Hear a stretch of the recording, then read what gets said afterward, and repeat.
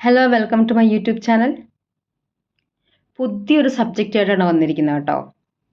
അപ്പോൾ കഴിഞ്ഞ ദിവസം കുറച്ച് സബ്സ്ക്രൈബേഴ്സൊക്കെ കൂടിയിട്ടുണ്ട്. അപ്പോൾ അവർക്കെല്ലാം വീണ്ടും ചാനലിലേക്ക് സ്വാഗതം. വീണ്ടും എല്ലാവരും വീഡിയോകൾ കാണുക. സബ്സ്ക്രൈബേഴ്സ് കൂടിയാലാണ് ഇത് സംഭവം മുന്നോട്ട് പോവുള്ളൂ. ഓക്കെ, കൂടുതൽ മറ്റ് വിവരങ്ങൾ കൂടുതൽ പറയുന്നില്ല. അപ്പോൾ ഞാൻ ഇന്ന് പറയാൻ പോകുന്നത് 1995 ഭദ്രൻ സംവിധാനം ചെയ്ത സ്ഫടികം എന്ന ചിത്രത്തിലെ ആടുതോമയെയും ചാക്കോമാഷിനെ കുറിച്ചാണ്.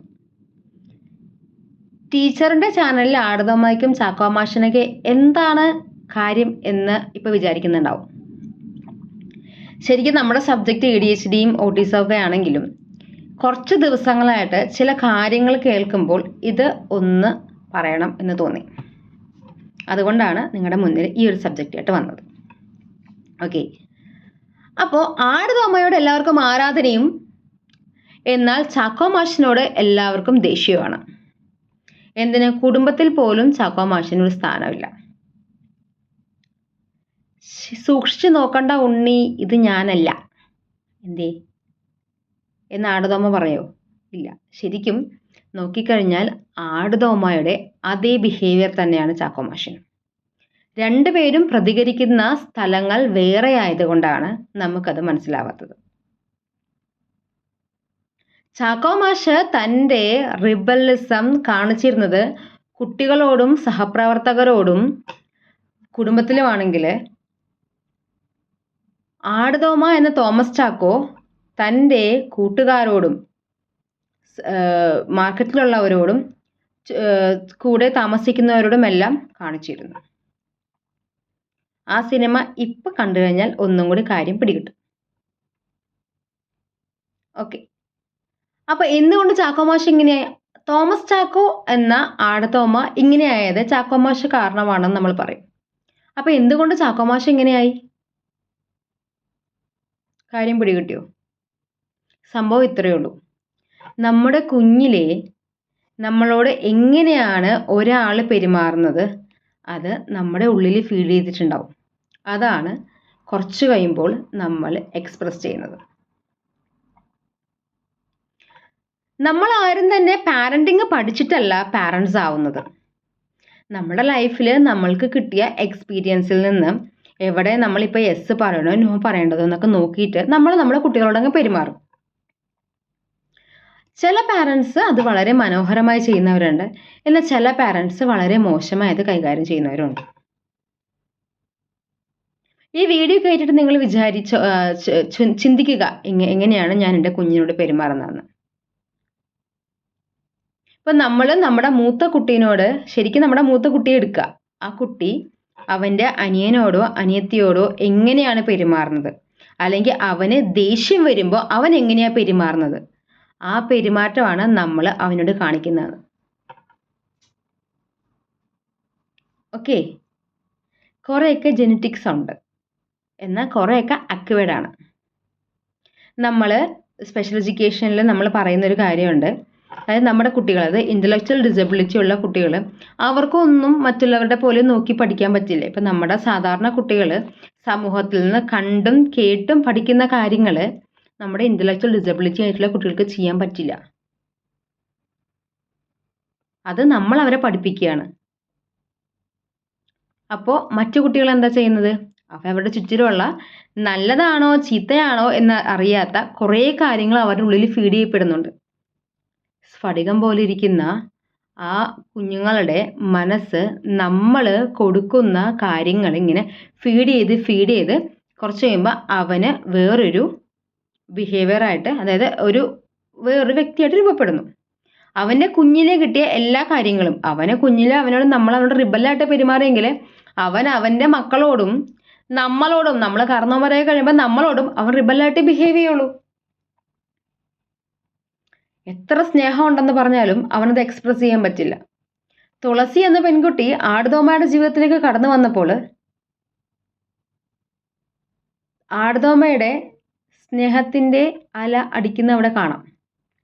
തൻ്റെ മകൻ അപകടം പറ്റിക്കഴിഞ്ഞപ്പോൾ ചാക്കോമാഷിൻ്റെ സ്നേഹവും കാണുന്നത് അവിടെ കാണാം. പക്ഷേ സ്നേഹം എക്സ്പ്രസ് ചെയ്യുന്നില്ല. നമ്മൾ നമ്മുടെ കുഞ്ഞിനോട് അല്ലെങ്കിൽ നമ്മുടെ അടുത്തുള്ള അല്ലെങ്കിൽ നമ്മുടെ ജീവിത പങ്കാളിയോട് നമ്മുടെ ഉള്ളിലുള്ള സ്നേഹം എക്സ്പ്രസ് ചെയ്യുമ്പോഴാണ് അവർക്ക് ഫീൽ ചെയ്യുള്ളൂ. ഈ സ്നേഹം ഫീൽ ചെയ്യണം. എൻ്റെ ഉള്ളിൽ കുറേ സ്നേഹമുണ്ട്, എനിക്ക് നിന്നോട് സ്നേഹമാണ് എന്ന് ഞാൻ കുറേ പറഞ്ഞിട്ട് യാതൊരു കാര്യവുമില്ല. എൻ്റെ സ്നേഹം നിനക്ക് ഫീൽ ചെയ്തില്ലെങ്കിൽ അവിടെ സ്നേഹത്തിന് യാതൊരു വിലയില്ല. ചില പാരൻസ് ഉണ്ട്, അവരെന്ത് പറഞ്ഞാലും നോ. അമ്മയെ കളിക്കാൻ പൊക്കോട്ടെ, നോ. അമ്മ ഞാനിത് വരയ്ക്കട്ടെ, നോ. അമ്മ ഡാൻസ് പഠിക്കട്ടെ, നോ. എന്തിനാ നോ? നോ. അതൊന്ന് ആലോചിക്കുക, എന്തിനാ നമ്മൾ നോ പറയുന്നതെന്ന്. നമ്മുടെ പാരൻസിൻ്റെ ഉള്ളിലുള്ള ചിന്ത എന്താണെന്നറിയോ? ഇവൻ എൻ്റെ അണ്ടറിലാണ്, എൻ്റെ മകനാണ് അല്ലെങ്കിൽ എൻ്റെ മകളാണ്. ഞാൻ പറയുന്ന കാര്യങ്ങൾ കേട്ട് എന്നെ അനുസരിക്കേണ്ടതാണ്. അതുകൊണ്ട് യാതൊരു കാരണമില്ലെങ്കിലും ഞാൻ നോ പറയും. നീ ഇപ്പോൾ അവിടെ പോകണ്ട, എനിക്കത് ഇഷ്ടമല്ല, എനിക്കിഷ്ടമില്ലാത്ത കാര്യം നീ ചെയ്യാൻ പാടില്ല. എനിക്കറിയാവുന്നൊരു പാരൻ്റ് ഉണ്ട്, കുട്ടി സദ്യക്ക് ഭക്ഷണം കഴിക്കാൻ ഇരിക്കുകയാണ്. ആ പാരൻ്റ് അടുത്ത് വരുന്നു. ഇത് അവിയൽ, ഇത് നിനക്ക് കഴിക്കാം, കുഴപ്പമില്ല. ഇത് ക്യാബേജ്, ഇതത് കഴിക്കണ്ട കേട്ടോ. ഇത് ഇഞ്ചി, ഇതിന് ചിലപ്പോൾ എരിവുണ്ടാവാൻ ചാൻസ് ഉണ്ട്. അച്ചാർ, അയ്യോ എരിവാണ്, കഴിക്കാൻ പാടില്ല. കുട്ടി ആ ഭക്ഷണം ടേസ്റ്റ് ചെയ്യുന്നതിന് മുന്നേ അവർ അവിടെ തീരുമാനിച്ചു കഴിഞ്ഞു, എൻ്റെ കുഞ്ഞ് ഇന്നത് കഴിക്കണം, ഇന്നത് കഴിക്കേണ്ട, അത് വേണം, ഇത് വേണം, ഇന്നത് ധരിക്കാൻ പാടുള്ളൂ, ഇങ്ങനെ ചെയ്യാൻ പാടുള്ളൂ. പക്ഷെ ആലോചിച്ച് നോക്ക്, അവൻ വേറെ ഇൻഡിവിജ്വൽ ആണ്. അവൻ്റെ എല്ലാ കാര്യത്തിനും ഇങ്ങനെ കൺട്രോൾ ചെയ്ത് കഴിയുമ്പോൾ എന്ത് ചെയ്യും? ഈ കൺട്രോൾ പൊട്ടിച്ച് അവനൊരു പോക്കം അങ്ങോട്ട് പോകും.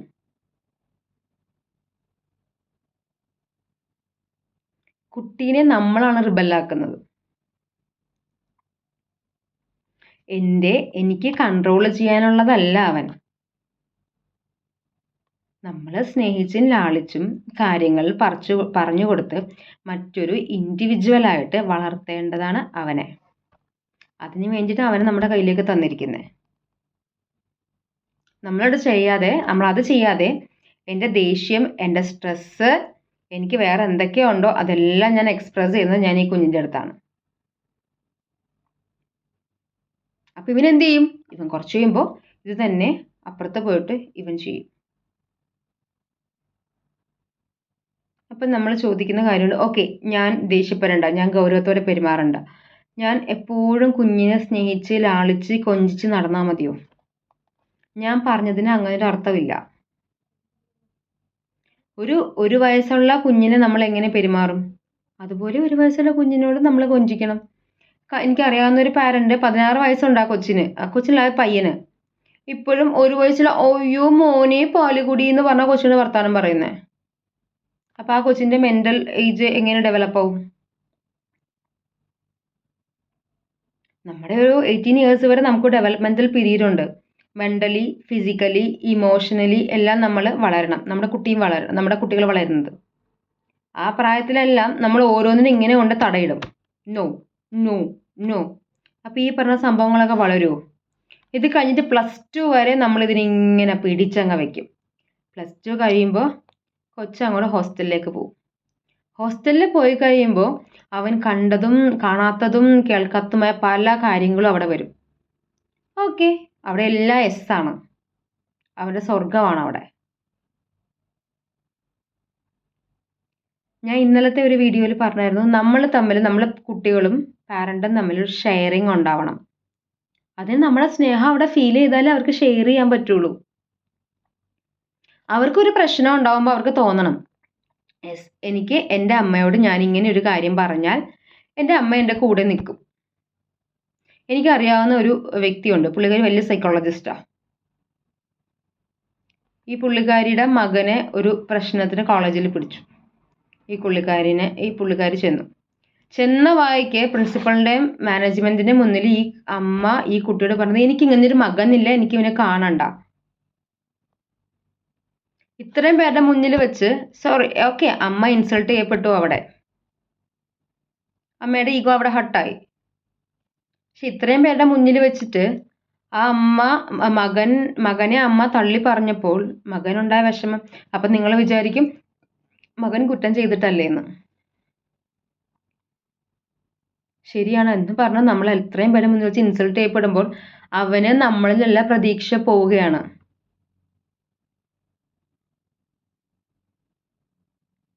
പണ്ട് നമ്മുടെ കൈ പിടിച്ച് നടക്കുന്ന കുഞ്ഞ് കുറച്ച് കഴിയുമ്പോൾ കൈ പിടിക്കാതെ ആവുന്നു. നമ്മളോട് എല്ലാം ഷെയർ ചെയ്യുന്നവൻ ഒരു കാര്യം ഷെയർ ചെയ്യില്ല. എൻ്റെ ഒരു ഫ്രണ്ടുണ്ട്. നമ്മൾ ചോദിക്കും, നീ പറഞ്ഞു ഇത്, ഞാൻ ഇതും അമ്മയോട് പറഞ്ഞു. നീ എന്തിനാടി എല്ലാ കാര്യവും അമ്മയോട് പോയി പറയുന്നത്? അപ്പോൾ അവൾ പറയുന്നൊരു വിഷയമുണ്ട്. ഞാൻ എന്ത് എൻ്റെ അമ്മയോട് പറഞ്ഞാലും എൻ്റെ അമ്മ എൻ്റെ ഒപ്പം നിൽക്കും. ചിലപ്പോൾ ആദ്യം അമ്മേനൊന്ന് വഴക്ക് പറയുമായിരിക്കും, എന്നാലും എനിക്ക് ഉറപ്പുണ്ട് എൻ്റെ അമ്മ എൻ്റെ കൂടെ ഉണ്ടാവും, എനിക്ക് എന്ത് ഇഷ്യൂ ഉണ്ടായാലും. അതുകൊണ്ട് എനിക്ക് എൻ്റെ അമ്മയോട് എല്ലാം പറയാം. നമ്മുടെ കുടുംബത്തിൽ എത്ര മക്കൾക്ക് അങ്ങനെ ഒരു വിശ്വാസമുണ്ട്? എനിക്കൊരു പ്രശ്നം ഉണ്ടെങ്കിൽ എനിക്ക് ഷെയർ ചെയ്യാൻ അല്ലെങ്കിൽ എന്നെ കേൾക്കാൻ എനിക്കൊരാളുണ്ടെന്ന് എത്ര പേർക്കുണ്ട്? എത്ര മക്കളുണ്ടാവും അങ്ങനെ? വിരലിലെണ്ണാവരേ ഉണ്ടാവുള്ളൂ. ഇന്നലെ ഒരു കുട്ടി മിസ്സിംഗ് ആണ്. കുട്ടികളുടെ സൂയിസൈഡ്, A+ കിട്ടാത്തതിന് സൂയിസൈഡ്. കുഞ്ഞുങ്ങളുടെ സൂയിസൈഡ് കൂടുകയാണിപ്പോൾ. അതുകൊണ്ടാണ് ഞാൻ ആദ്യം പറഞ്ഞില്ലേ, എനിക്ക് കുറച്ച് കാര്യങ്ങൾ പറയണമെന്ന് തോന്നി, അത് പറയാൻ വേണ്ടിയാണ് ഞാൻ വന്നതെന്ന്. എനിക്കിപ്പോൾ ഞാൻ A+ കിട്ടിയില്ല ഞാൻ ചത്തുപോവില്ല. എനിക്ക് എവിടെയെങ്കിലും അഡ്മിഷൻ കിട്ടും. എൻ്റെ ജീവിതം ഇവിടെ സ്റ്റോപ്പ് ആവില്ല. പക്ഷെ ആ സ്റ്റോപ്പ് ആവില്ല എന്ന് പറഞ്ഞു കൊടുക്കേണ്ടത് ആരാണ്? മാതാപിതാക്കളാണ്. അത് പറഞ്ഞു കൊടുക്കാതെ നിനക്ക് ഇത്ര മാർക്കേ ഉള്ളൂ എന്ന് ചോദിച്ച് അവരെ കുറ്റപ്പെടുത്തുമ്പോൾ അവർക്ക് തോന്നുന്നത് അവർക്ക് വഴി മുട്ടിപ്പോയി എന്നാണ്. നമ്മളെ പാരൻസ് കുഞ്ഞുങ്ങളെ ഇങ്ങനെ കമ്പയർ ചെയ്യും, അവൻ്റെ മാർക്ക് നോക്കി ഇവൻ്റെ മാർക്ക് നോക്കും എന്നൊക്കെ പറഞ്ഞിട്ട്. പക്ഷേ അവർ വീട്ടിൽ വന്ന അമ്മ അവരെന്നോട് ഇങ്ങനെ പറഞ്ഞു, നമ്മളല്ല പുറത്ത് അവരെന്നോട് ഇങ്ങനെ പറഞ്ഞു, എന്നെക്കുറിച്ച് ഇങ്ങനെയാണ് സംസാരിച്ചത്. ഓക്കെ പോട്ടെ, നീ അങ്ങനെയല്ല ഞങ്ങൾക്കറിയില്ലേ. അങ്ങനെ നിനക്ക് അങ്ങനെ അവർ പറഞ്ഞെങ്കിൽ അതിനെ അതിജീവിച്ച് ബെറ്റർ ലൈഫ് നമുക്ക് വേറെ ഉണ്ടാക്കിയെടുക്കുകയല്ലേ വേണ്ടത് എന്നൊരു വാക്ക് നമ്മളോട് പറഞ്ഞു കഴിഞ്ഞാൽ പുറത്തുനിന്നുള്ള എല്ലാ നെഗറ്റീവ്സിനേക്കാളും ഏറ്റവും വലിയ പോസിറ്റിവിറ്റി കുട്ടികൾക്ക് കിട്ടും. ഇങ്ങനെയല്ലേ നമ്മൾ വേണ്ടത്. സ്ഫടികം സിനിമയിലെ പോലെ സ്ഫടികമായിരുന്ന ഒരു നല്ല ഒരു തോമസ് ചാക്കോനെ ആടുതോമ ആക്കിയതുപോലെ നമ്മുടെ സ്ഫടികത്തിലും പോറൽ വീഴാതെ അതിൻ്റെ ഒരു തിളക്കം പറ്റാതെ നമുക്ക് കാത്തു സൂക്ഷിക്കാം. നന്ദി, നമസ്കാരം. Thank you.